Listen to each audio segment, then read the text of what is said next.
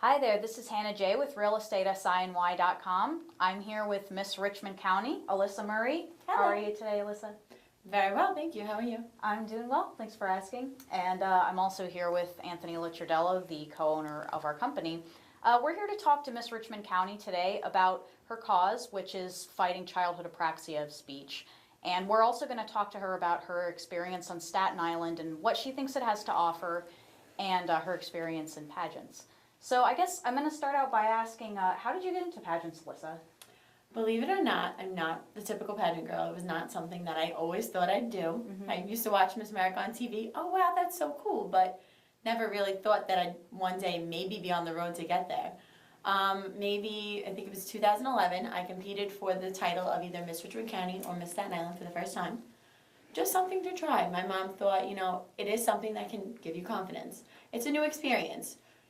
You are put in that position to get up on stage, learn to express yourself, and somehow I did not win that pageant, but somehow it gave me that kick in the butt. Mm-hmm. I found a platform I really care truly about, and that's what it is about for me. How did you find your platform?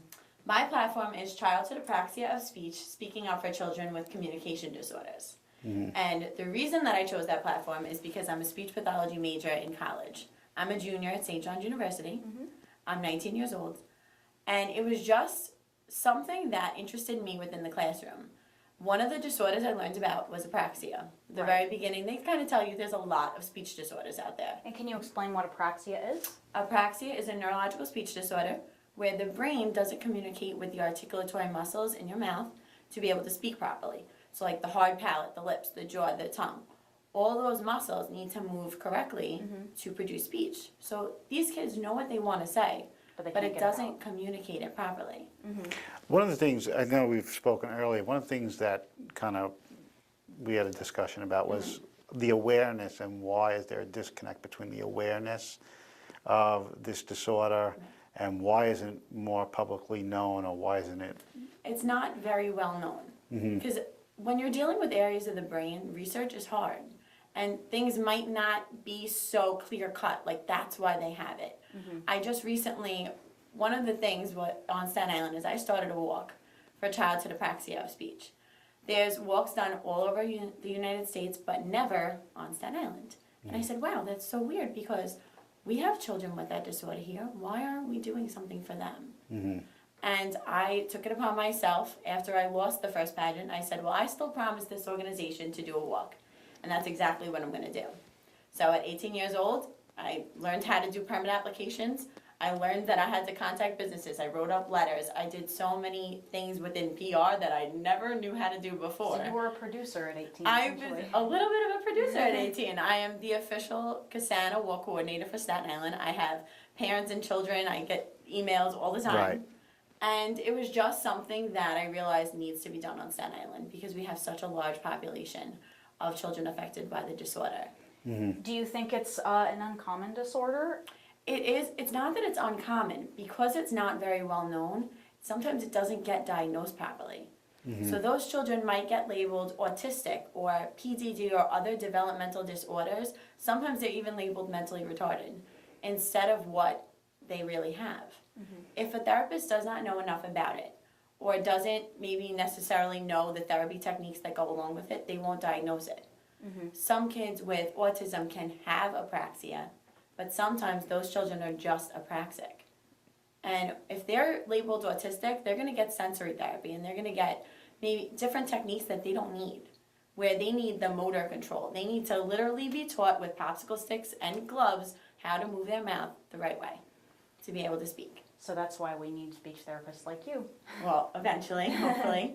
But it is something that I'm going for, guns blazing, and it's... And this is your major in school? Yes, it is. And that's how you Very became aware of passionate that's how you became really aware of the I disorder? happened to look up apraxia one day online because I did not know what it was. Typed it in, and all of a sudden I was like, wow, Cassana, Childhood Apraxia of Speech Association of North America, geared strictly for apraxia.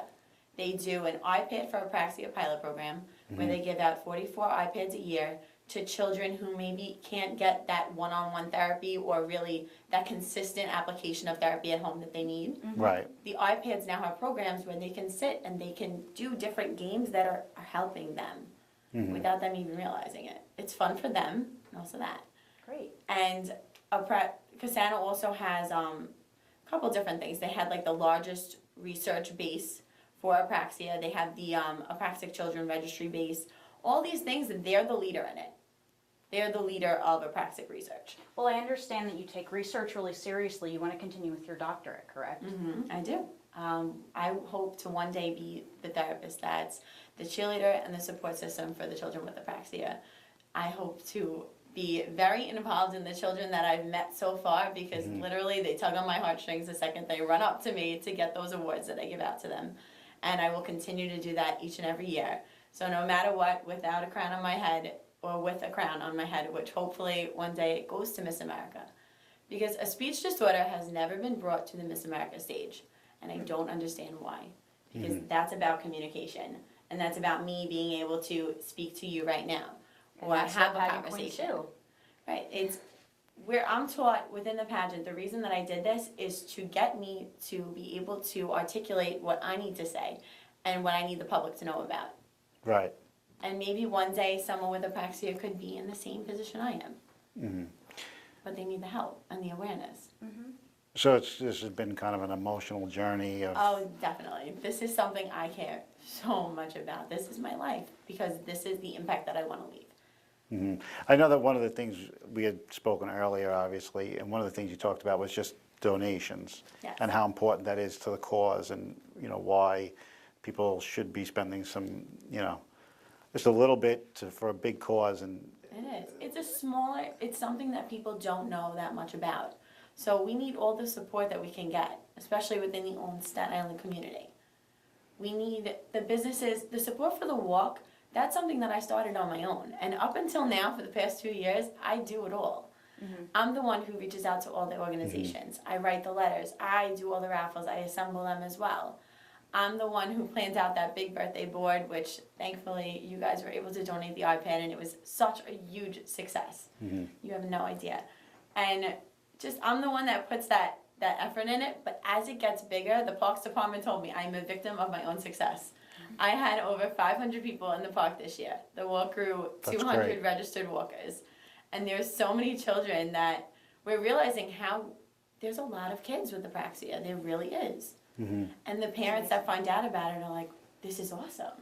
It's a day that the parents don't have to explain what's wrong with their child. Why does she talk funny?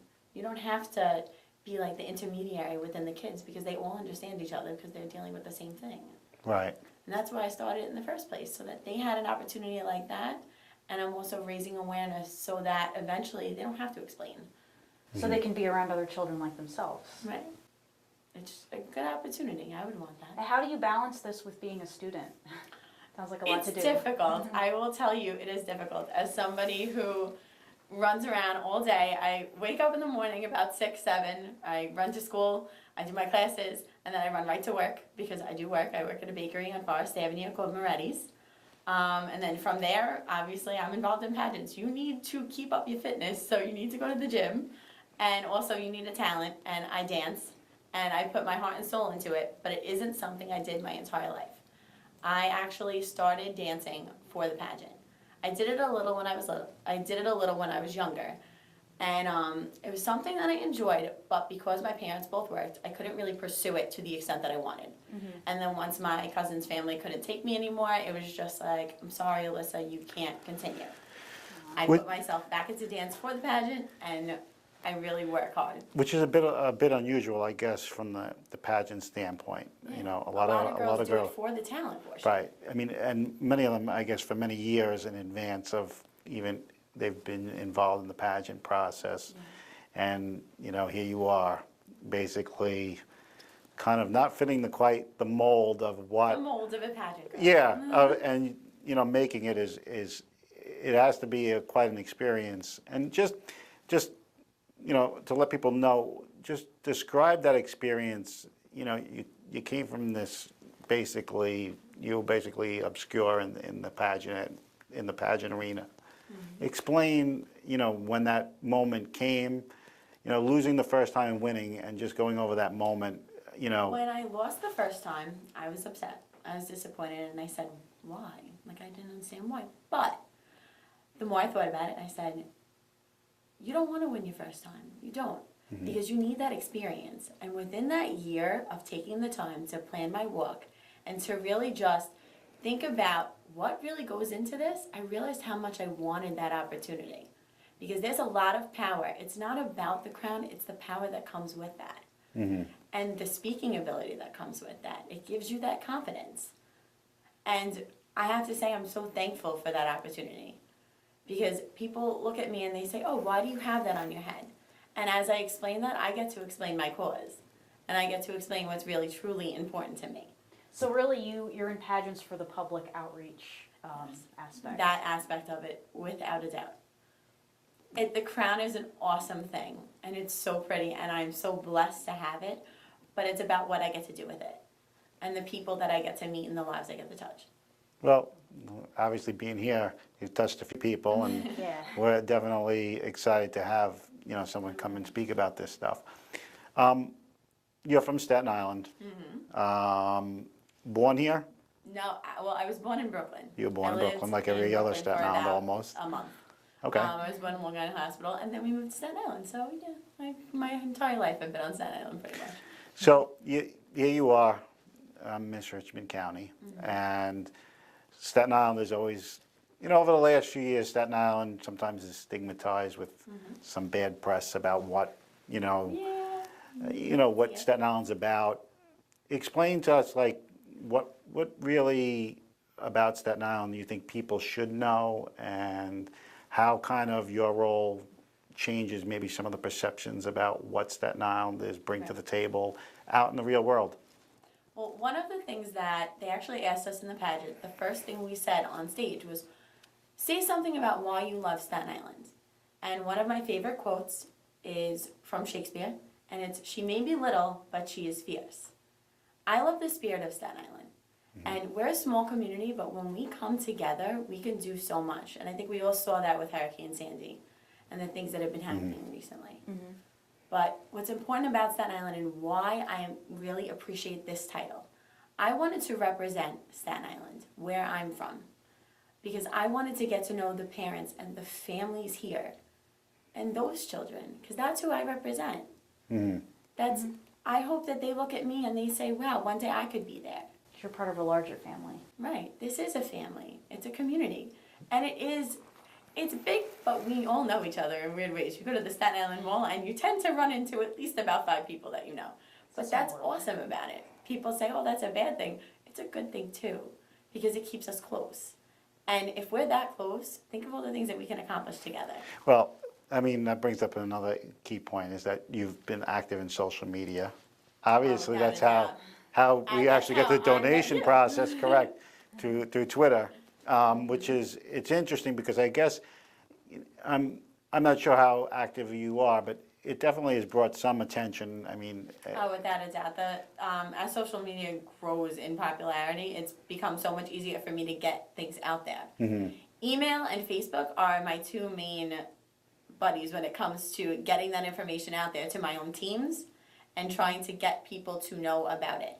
right, I was actually, because of the media outreach, I was actually able to publish an article last year. Staten Island Parent published an article I wrote about childhood apraxia.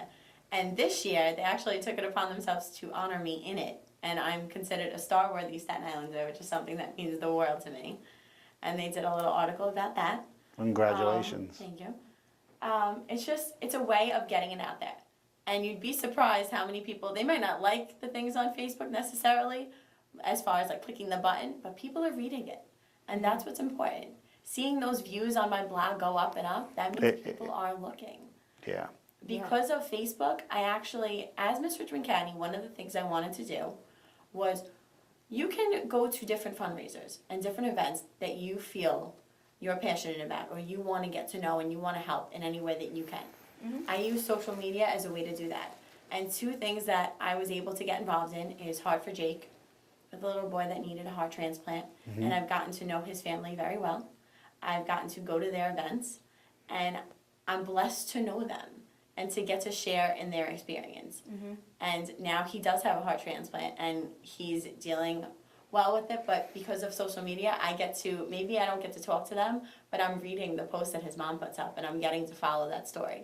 And It's all about it means a staying lot. connected. It's about staying connected within the Staten Island family. And another one is Michael's cause. Muscular dystrophy, MDA funds many different aspects of muscular dystrophy because there's so many different kinds.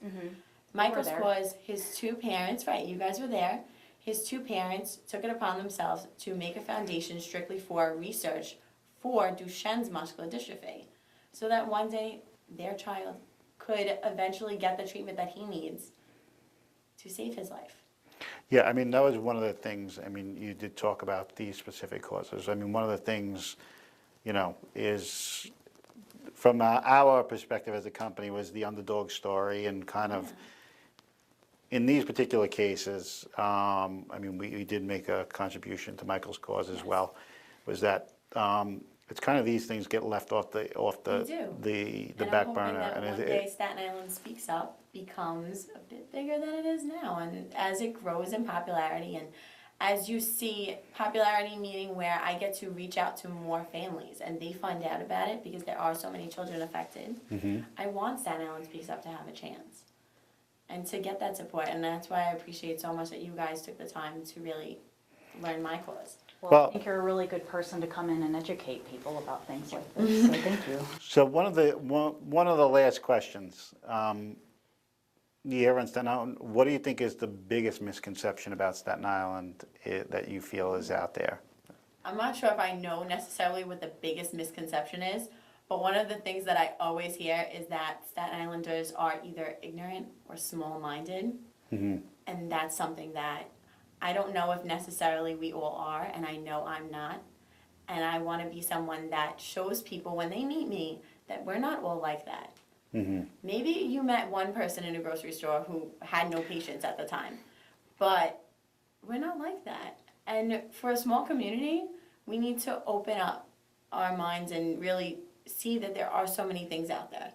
I think it's a microcosm of, I mean, you know, I guess people from Staten Island, I mean, they get stigmatized because of several incidents or whatever, but it's just a microcosm of what every community is, probably everywhere across the country. It's everywhere. It's just that it tends to kind of, you know, sometimes being from the smallest borough is like, you know, we're treated a little bit differently, so we have that kind of mindset, so things seem just a little, A little unknown, probably. yeah, a little unknown about, you know, New York's outermost borough, The but, forgotten borough. We're the forgotten borough. We're on the We're back labeled. burner sometimes. But you're leading by example, you know, and that's really what we all need to do, and that's what we're trying to do with this media program. is That's kind of what I'm trying to do. No matter what, I'm leading by example, and I'm going to show as many people as I possibly can as far as I have this title, and when I don't have this title, that one person can make a difference if you truly want to. It comes from here. and that's huge. I think it's a great story. It's great that we actually have another chance to kind of talk and meet you, and you know, it's great to hear that somebody of your age is so well versed in so many different aspects of. and so concerned about the community. Yeah, as it's great, and it's great to have you here, and we hope to do a lot of projects with you in the future. We've kind of discussed those things, and again, it's building awareness in what Staten Island is, and I thank you again for stopping by and coming by. Yeah, Alyssa, I appreciate your time. Thank you. And thank you so much. Thank you, And we look forward, again, we'll definitely be doing, I'm sure we'll be talking in the future and Just be, keep your fingers crossed. Miss New York is in July. Miss New York is in That July, opportunity okay? means the world. Oh, I should add before we cut off, if people want to support your cause, the Apraxia Walk or Childhood Apraxia of Speech, what should they do? There is, if you Google, I know this sounds silly, if you Google Staten Island Speaks Up, I'm the second hit. So if you click on that, you will see our webpage. The walk teams, obviously the walk happens already, so you can't join a team, but you can make donations online. And we'll be able to provide that in a link Yes. on trendingSINY.com, which Staten Island is, Speaks Up. and we'll get it on there as well. But again, thank you so much. You're very welcome. Thank you. Okay.